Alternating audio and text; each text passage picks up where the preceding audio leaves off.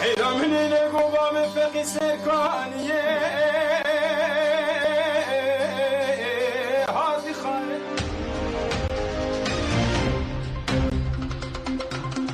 إيرا راديو دنجي قلا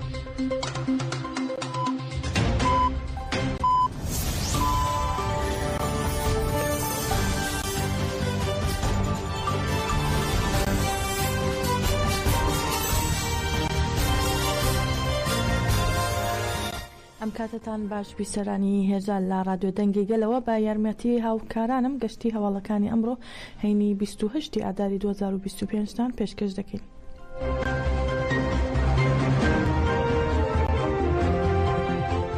لە ناوچەی جەزیری شەرناخ یەکێک لە کادرە پێشەنگەکانی پەکەکە مەسعود کۆڵکماز ناسراو بە عەگید لە 40هەمین ساڵیادی شەهیدبوونی یادکرایەوە. کۆمەڵی پشتیوانی لا بنەماڵەی بێسەر و شوێنانی لانکەی شارستانیەت مەبیادار با بۆنەی 40هەمین ساڵیادی شەهیدبوونی یەکێک لە کادرە پێشەنگەکانی پەکەکە مەسعود کۆڵکماز لە ناوچەی جەزیری شەرناخ مەراسمی یادکردنەوەکەی ئەنجامدا. یادەکە بە ڕێزگرتن لە گیانی پاکی شەهیدان دەستی پێکرد و پاش هەڵسەنگاندنەکان سەمفزیۆنێک دەربارەی تێکۆشانی مەسعود کۆڵکماز نیشاندرا.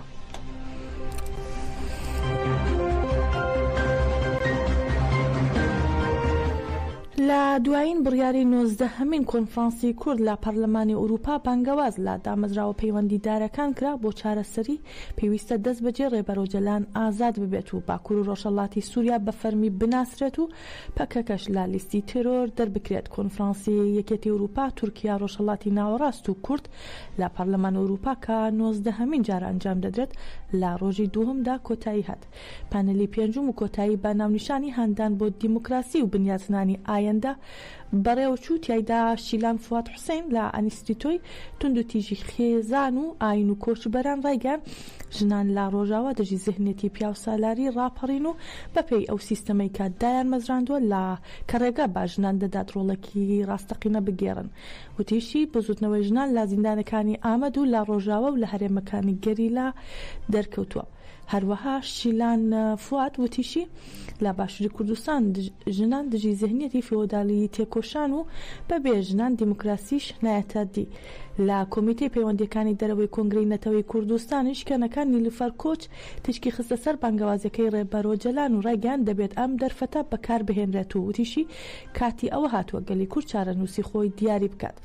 لە بڕیاری کۆتایی کۆنفرانسەکەدا تشکراوەتە سەر زیادبوونی شەڕ و ئاڵۆزیەکانی جیهان و دووپاتیان کردەوە بانگەوازەکەی ڕێبەرۆجەلان بۆ تورکیا و تەواوی هەرێمەکە دەرفەتێکی بێوێنە پێشکەش دەکات.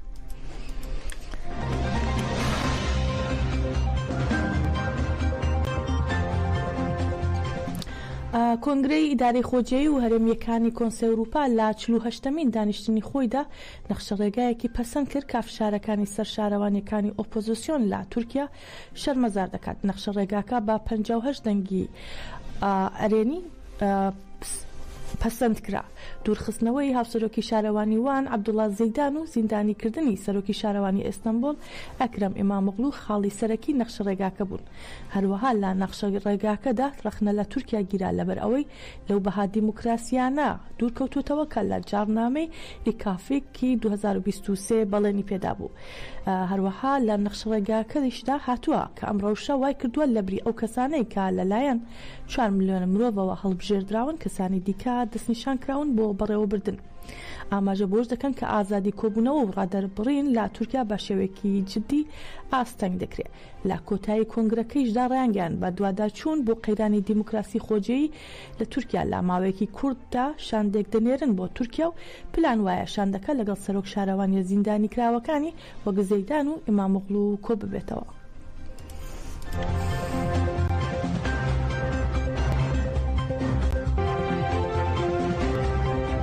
200 کەسی بەناوبانگ لە نێویاندا براوەکانی خەڵاتی نوبێلی ئاشتی بۆ پشتگیری لە بانگەوازەکەی ڕێبەرۆجەلان بۆ ئاشتی و کۆمەڵگەی دیموکراتیک ڕاگەیاندراوێکیان لە بینای پەرلەمانی ئەوروپا لە بروکسلی پایتەختی بلجیکا بە ناونیشانی بانگەوازی پشتگیری لە هەوڵەکانی ئاشتی بڵاو کردەوە. لە ڕاگەیاندراوەکەدا هاتووە ئەو بانگەوازەی بە ڕێزۆجەلان لە 27 شوباتی 2025 بۆ ئاشتیکردی بۆ تورکیا و گەلی کورد مێژوویە و ئەم بانگەوازە هەوڵ دەدات کۆتایی بە دەیان ساڵ ناکۆکی بهێنێت و زەمینە خۆش بکات بۆ کۆمەڵگەیەکی دیموکراتیک.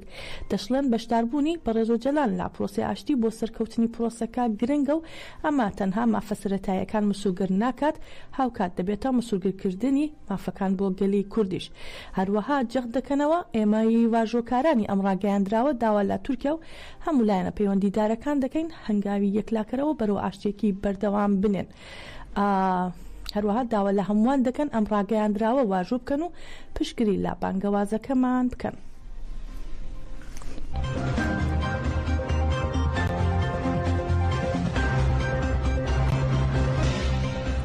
کەجەدەکە ئەڵمانیا بۆ نەورۆزی شاری فرانکفورت پامێکی بڵاو کردەوە و ڕاگەیان نەورۆز لە چوارپارچەی کوردستان و دەرەوەی وڵات بوو بە سمبۆلی کۆمەڵگەی دیموکراتیک و ئازادی و ئاشتی و خوشکوبرایەتی گەلان و لە ڕێگەی بانگەوازە مێژوویەکەی ڕێبەرۆ جەلانەوە بوو بە بەیانی ئیرادا. کەجەدەکە دەڵێت ئەم نەورۆزە نیشانیدا کە ئەم ساڵ دەبێتە ساڵی ئازادی ڕێبەرۆ جەلان و گەلی کورد و بەم بۆنەوە سپاسی ملیۆنان بەشداربووی نەورۆز دەکات. هەروەها بانگەواز دەکات بۆ بەشداربوون لە نەورۆزی 29 ئادار لە فرانکفورت و دەڵێت دەبێت کوردستانیانی ئەڵمانیا و دۆستەکانیان و هەموو کەسێک وەک نەورۆزی ئامەد نەورۆزی فرانکفورت بگۆڕن بۆ ڕاوەکردنی ئێرادەیە کە خوازیاری ئازادی و یەکسانیە و لە کۆتاییشدا کەجەدەکە ڕای دەگەێنێت بە ڕۆحی مەزلوم و زەکیەکان بەشداری نەورۆزی 29 ئاداری فرانکفورت بکەن.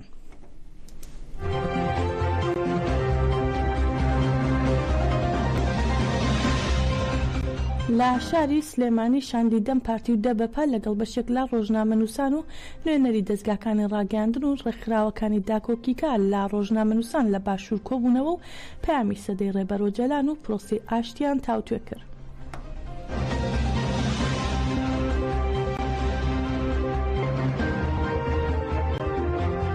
پێواژوەیەکی پرۆسەیەکی لە تورکیە لە باشووری کوردستان احتیمالێکی هەیە دەست پێ بکەن. بەس چاپەمەنیە ڕایگەشتیدا ئەف پێواژۆ ئەف پرۆسەیە ئاشتی تێ بناو دەکەن لێ ئەمژی هێویدارن کو ئەف بە پرۆسەیە ئاشتیە هەمی شغلێ مە خەباتێ مە هەلوەستێ مە ئەوە کو ئەف پرۆسە ببە پرۆسەیە ئاشتیە کێشەیە کورد پرسکرێکا کورد لە تورکیە لە باکووری کوردستان وەرە چارەسەرکردن.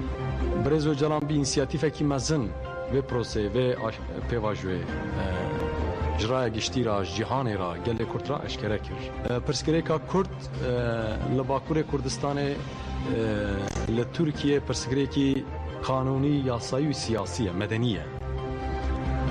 Mafên Kurdan, nasnameyê Kurdan, statûya Kurdan li Tirkiye li Bakurê Kurdistanê 100 sal damezrandina komara Tirkiye heta niha Türkiye ki muhalife ki cuda bifikre ki denge bilim ba ve cudatiya xwe diyar bike jiyana curatine nikare jiyan bike. Sejber be ki Birêz Öcalan daxuyaniya Birêz Öcalan fırsateki dide gele Türkiye tevayî. Yani îro şer em dinerin hemû derfetê xwe hevalê çapemeniye baş da hemû devleta Türk hemû derfetê xwe bikaranî tu encam negirt. Tu encam negirt yani. Şerrekî aha dikare berdewam bike hûn pirs bikin. Şerrekî aha hêla aborî da nikare berdewam. Ew derfetine.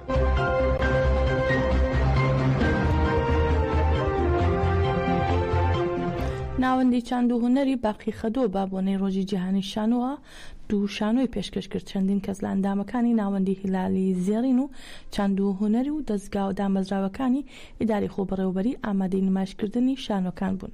چالاکیە هوەریەکە باخولەکێک ڕێز لێنان دەستی پێکرد و لە دەستەی بەڕێوەبەری ناوەندی هیلالی زێڕینی کانتۆنی فورات کووردا خەبات ڕێگەیان کاتێک باسی شانۆ دەکەین ڕۆژانی بەرخودان و تێکۆشانمان بیردێتەوە.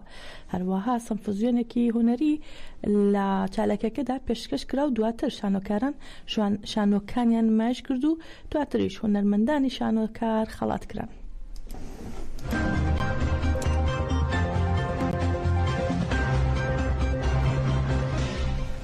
باوەڕدارانی ئاینە جیاوازەکان پشتیوانی لاپەیامی ڕێبەرۆجەلان دەکەن و دەڵێن پەیامێکی مێژوویە و دەبێت هۆکارێک بۆ بەرقەراربوونی ئاشتی و دەشڵێن ئێستا تۆپەکە لا گۆڕەپانی تورکیادای و پێویستە هەنگاو بنێت. ناسر قادرۆک بەرپرسی پەرستگای زەردەشتیانی کوردستان دەڵێت ئێمە وەک هەر شەش پێکاتەکە ئاینەکەی کوردستان کار بۆ یەکرێزی و یەکبوونی کورد دەکەین. دنیای کوردە مێژوو ئاوەژوو دەبێتەوە لە ڕاستیدا دەبێ ئیتر ئێمە ببینە دەوڵەت و خاکی خۆمان و نیشتیمانی خۆمان بنیاد بنین لەبەر ئەوەی وڵاتی تورک هەتا ئێستا داگیرکەرە لە کوردستانە لە ڕۆژهەڵاتی ناوەڕاستدا. هیوادارم ئەم پەیامەی عەبدوڵڵا ئۆجەلانیش ببێ بە پەیامێکی ئاشتی و سەرانسەری ڕزگاربوونی هەموو کوردستان و زۆر دڵمان پێخۆشە. ئەم وەرەقەی سەتۆپەکەی خستوێتە ساحەی حکوومەتی تورکیا ئەردۆگان بە تایبەت کورد دایم حەزی لە ئاشتی بووە خاصەتەن باکووری کوردستان کە هەزارها شەهیدیاوە جەنگێک تووشی جەنگێ بووە ناچار بە دیفاع لە خاک و ناموس و کلتور و عائلە و ڕزقی خۆی بکات. ئەوستا تەجروبەیەکە بێ هەمومان پشتگیریکەین نابێ بە ئیستیسلامی بزانین نەخێرەمە باشترین مەشروعە. عەباس عێراقچی وەزیری دەرەوەی ئێران ڕێگەیان وەڵامی فەرمی ئێران بۆ نامەی سەرۆکی ئەمریکا بە شێوەی کونجاو لە 26 ئەم مانگە لە ڕێگەی وڵاتی عومانەوە نێردراوە و ئەم وەڵامە کە تیایدا ڕاوبۆچوونی ئێمە لەبارەی دۆخی هەنووکەی و نامەکەی ترامپ با شێوەی تەواو ڕوونکراوەتەوە بە لایەنی بەرامبەر گەیاندراوە. عێراقچی ئاماژە بۆش دەکات سیاسەتیان هەمان سیاسەتی پێشووە لە نەکردنی دانوستاندنی ڕاستەوخۆ لە ژێرگوشار و هەڕەشەی سەربازیدا، بەڵام دانوستاندنی ناڕاستەوخۆ هەروەک ڕابردوش هەبوو و دەتوانێت بەردەوام بێ. جێ ئاماژەی ڕۆژی 12 ئاداری ئەم ساڵ ڕاوێژکاری سەرۆکی ئیمارات نامی سەرۆکی ئەمریکای بۆ ڕێبەری کۆماری ئیسلامی ئێران گەیاندا تاران.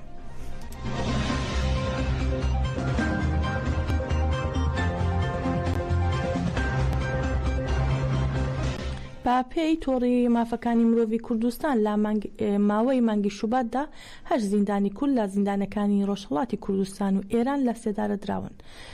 هەروەها لە هەمان مانگدا 32 هاوڵاتی و چالاکوانی کورد لە ڕۆژهەڵاتی کوردستان بە هۆکاری سیاسی لەلایەن هێزە ئەمریکانی ئێرانەوە دەست بەسەر کراون و لەو ژمارەیە 4 کەسیان بە مەبەستی جێبەجێکردنی سزای زیندانیکردن ڕەوانەی زیندانەکانی نەغەدا بۆکان و بانە و ئیلام کراون. جێ ئاماژەیە لە ماوەی مانگی کانونی دووەمدا 4 هاوڵاتی کورد لە سێدارە دراون و 82 هاوڵاتی و چالاکوانی کوردی دیکەش بە هۆکاری سیاسی لەلایەن هێزە ئەمریکان بە ناوی دەست بەسەر کراون و 5 کەسیش بە مەبەستی جێبەجێکردنی سزای زیندانی ڕەوانەی زیندانەکانی بۆکان سنە و نەغە دەکراوە.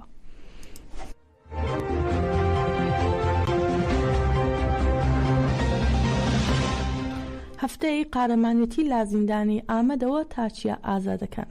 شۆڕشی هاوچەرخی کوردستان پڕە لە داستانی قارەمانانە و لاوانی کورد با خوێنی خۆیان خۆری سەرکەوتن و هیوایان بەسەر زەمەنە چەقبەست و داگیرکراوەکاندا هەڵێناوە.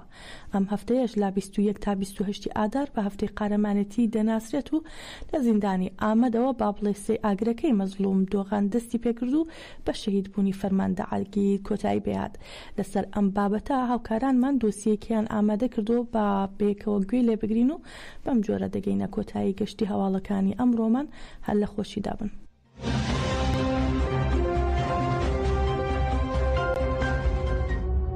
هەفتەی قارەمانێتی لە زیندانی ئامەدەوە تاچیە ئازادەکان. شۆڕشی هاوچەرخی کوردستان پڕە لە داستانی قارەمانانە.